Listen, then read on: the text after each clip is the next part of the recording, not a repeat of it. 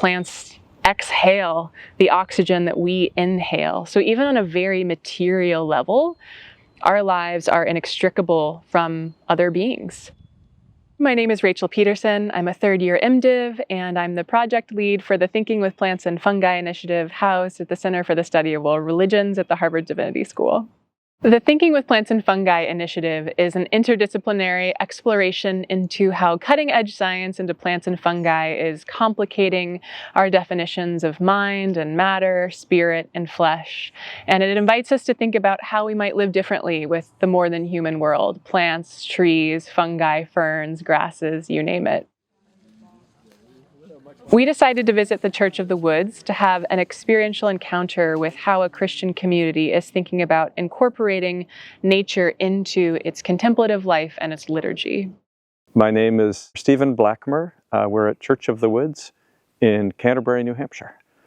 The vision was to learn what it means to have a Christian community that meets outside the walls, that meets in the natural world, where the earth itself is the sacred space, the land is the sacred space. The whole congregation is made up not only of human beings, but of all the creatures and all the beings who are present.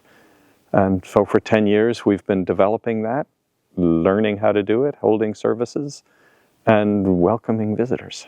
But I invite you, as we were when we did our time during the service, just to open all of your senses, including your internal senses, your heart, your awareness.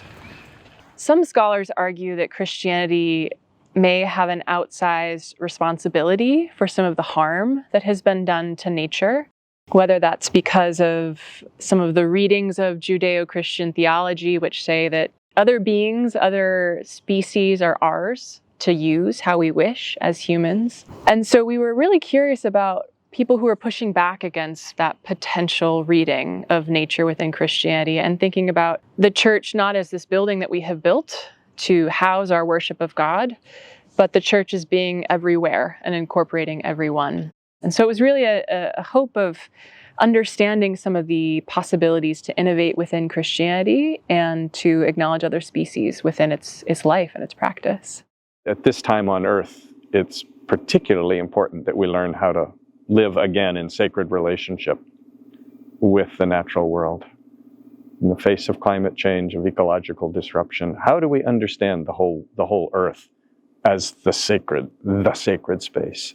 And our roles as people who both understand and celebrate and care for that sacred quality. Many of the categories that we consider to be unique to humans are not unique to us at all.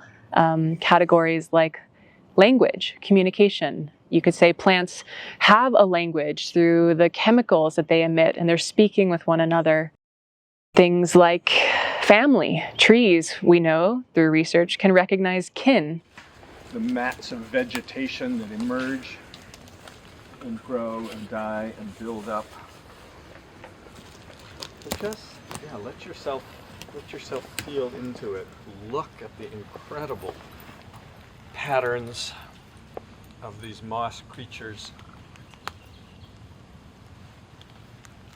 So it's just experience it. Soak it in. There's this kind of trifecta of qualities that I really hope the Thinking with Plants and Fungi Initiative instills in people who experience it. And I would describe that as humility, curiosity, and awe. I think when you start to think about how plants in every moment are sensing the moisture in soil, how they are discerning the pH in the soil, how they are absorbing light, literally turning light, inorganic matter, into organic matter, you can't help but have a sense of awe of the way that reality manifests and its pluriform weirdness. So I think that we're really trying to instill a sense of humility into the way that other beings can live in the world, and that translates not just into plants and fungi, but of course also to other humans and other animals.